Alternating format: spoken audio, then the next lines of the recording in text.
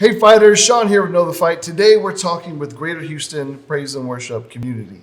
What we're going to do is we're going to take text messages and read them. As soon as we read them, we're going to hand them to the table and we're going to discuss.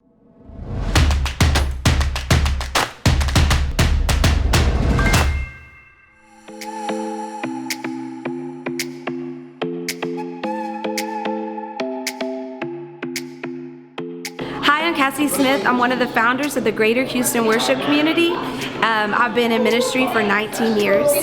My name is Anthony Rogers. I'm a worship leader and artist at First Methodist Houston at the Source. Born and raised in California, moved to Houston. I love it.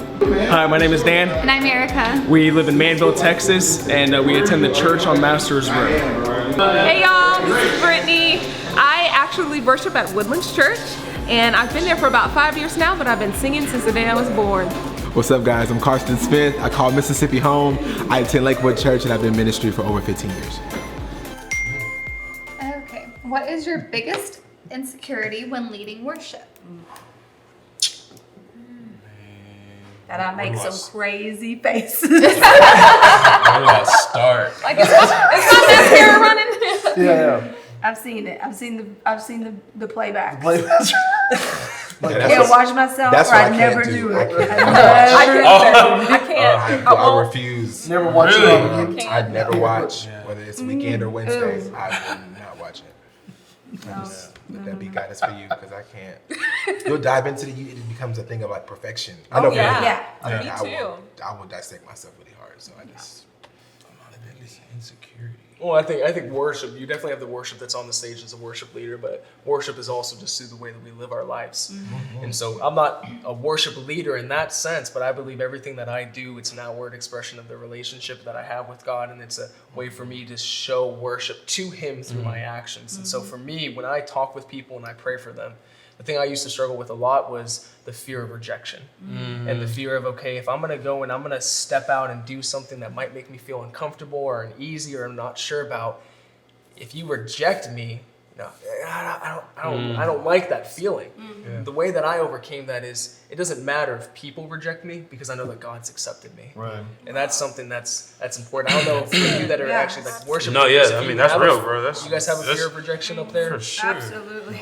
For sure. Fear, because I think it's that thing too, and I think that depending on your culture, I know those who like maybe grew up like me, like as far as just Pentecostal, like the response Is everything. is everything, and sometimes If you we would don't- equate you the don't level get of it- presence Oh. to the level of the response. Oh, yeah. And so when you actually grow up and realize that everybody didn't grow up like you, Right. Then when you don't get a response, when you there's don't something get that wrong with you. response back, like what is wrong? And I think for me, I even had to learn now that I'm just thankful to sing in different cultures. Like you have to be the all that you like. It can't be on them. Right. Like I think that so many times it's like, and it's good to get people to clap their hands. I think that we should invoke a sacrifice of praise. Right. I think we good. don't see that enough. But I think that like is a balance with that. Right. Whether you clap your hands or not, God, I'm gonna be the example for you. And so I'm gonna lift my hands confidently and boldly, and I'm not gonna be swayed by what I may or may not see. Right. And I love them in it. I think so many times it's like, lift your hands and you do. And it's like you can't force them. No. You know what I'm saying? You can't make anybody do that. Right. And they're not wrong That's good. for not doing it. Yeah. Right. How does it make you feel whenever you're looking out and they're just... Oh, bro, like so, that's something I've overcome, man. One of the guys I met out here, older guy, his name's James Harris White. James White. I forget which one is his real last name. Anyway, I met James. Anyway, and whenever cause I, kind of just being in a more diverse circle. Like, I mean, like my church was diverse, but it was just more of like blacks and Hispanics.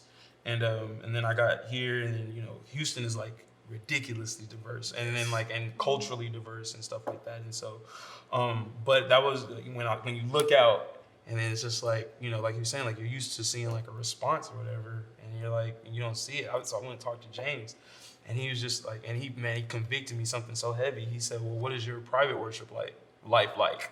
Yeah. And I was just like, I don't know what you're talking about, James. What you mean? What what you trying to say? But he brought up a good point. He was saying that, like I can't lead from emptiness. Like, you know, you were talking about like, or who said, someone saying like trying to lead places, someone like leading people into a place that, you know, you've been, or you can't lead from a place that you've never been or whatever.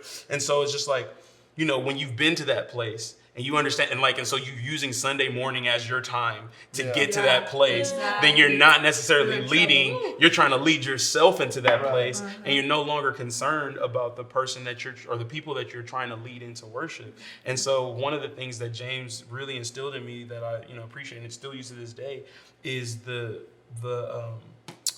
beauty of private worship, like your personal worship. And the thing that I found that was, you know, funny, it's just funny how God works though, right? And so it's like the thing that I was frustrated about, that, okay, people aren't raising their hands and everybody's so contemplative and no one's expressive. And then what Jesus showed me is like, well, how are you in your private worship? Like, I'm not in the house like, God, thank you, Lord. You know what I'm saying? Like I'm not, you know, I'm not that, like I'm silent and contemplative. Or when I go places and I worship, I can go either way, but it's just like, but what he showed me is like, in that practice, I learned how to respect the other side of things. And then I learned the power of both. Like, you know, because sometimes you don't need to be like, this ain't the moment for you to be going, like, you really need to think about what's being said right now. Like, there's truth being spoken over. And so you learn the beauty, like this, and this is what, you know, where the woman at the well, you know, she was talking about, you know, worship. Jesus was saying that time, you know, the time has come, or is coming, that the true worshiper will worship in spirit and in truth. You see what I'm saying? And so I think that, you know, the way I was raised, I would say that was real spirit heavy, right? It was real like, we're just, the spirit is here, the presence is here, we respond to the spirit, and blah, blah, blah, blah, and then you go there. But I feel like on some level it was truth lacking, like, because you ask anybody why, and they be like, man, the spirit was heavy. Well, why was it heavy? Well, because Bishop Jakes was here. Like, no, that's not why. But then on the flip side, it's just like, you know, like there has to be truth. And what I learned in stepping to another culture is how they complement each other. And so to answer your question is like, yes, you know, there are times I'm like, man, like, but then I quickly change it. And it's like, it ain't for me to tell them how to put, like, I am leading you and you make that decision whether you want to follow or not. And if you don't, I'm not mad at, like, that's up to you and where God, but my frustration, I think it just becomes a heart check. Like, am I upset at you because you aren't responding the way that I want you to respond? Am I doing it for a response? Right. I had to ask myself. Right, and it's like, because at the end of the day, like, I know the presence is here, and if you choose to respond to it or not, it's on you. Like, I can't, and I'm here to lead, and I'm open, and I want to give you everything that I have, and I will. But it's just like, and I think, sorry, man, I'm going too long, but I also think that the frustration can come from the love of the person also.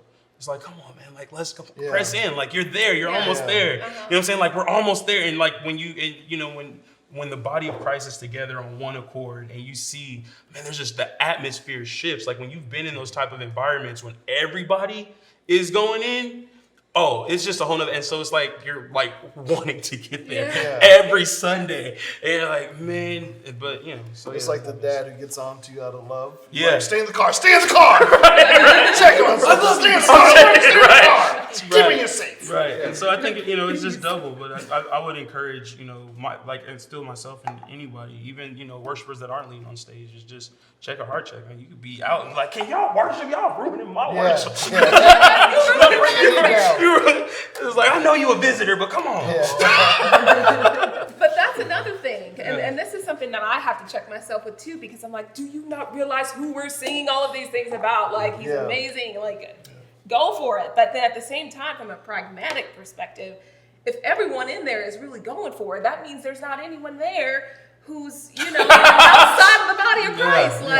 You know, from a pragmatic perspective, you know, if everyone's in there raising their hands, you know, we're not reaching anyone who's unchurched, you know? So I think sometimes we have to be the example without the tap on the back. You know what I'm saying?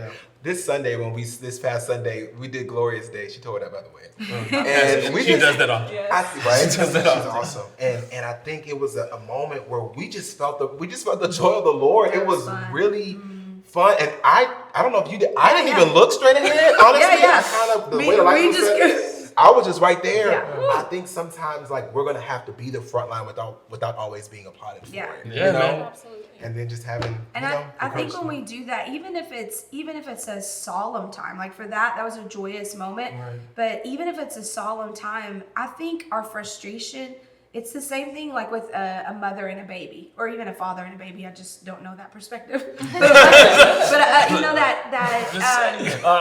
they say like you hold a screaming child. If you're anxious and like, oh my God, I don't know what to do with it, you're only like bleeding over all that anxiousness, all that frustration. But if you will like hone in, give God room to be peace and joy and love and patience and all of those fruits of the Spirit. Give him that space. It's the same way with that child. Like if you know, in essence, like come into just centering into Jesus and breathe, that child just calms in your arms. And it's the same kind of atmosphere, I think, when I'm leading worship, whether it's a joyous moment or it's a contemplative moment and the Holy Spirit's really moving us into a deeper connection with him. Each moment I'm reminding myself, like my spirit is never frustrated. My soul is constantly can rub away. But in my frustration, like I allow that Holy Spirit, just like, that oyster creates a pearl out of frustration and dirt that enters its body. I allow that moment, if I'm feeling like, ooh, why is the congregation looking at me like that?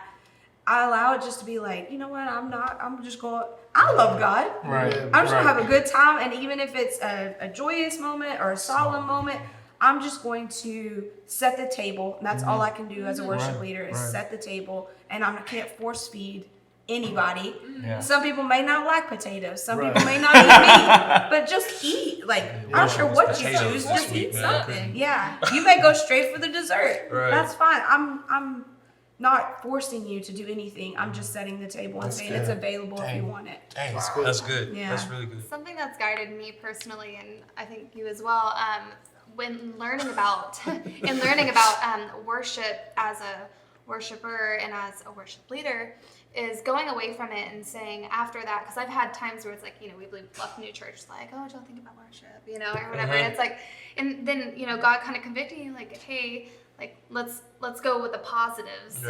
Stop naming negatives and name positives.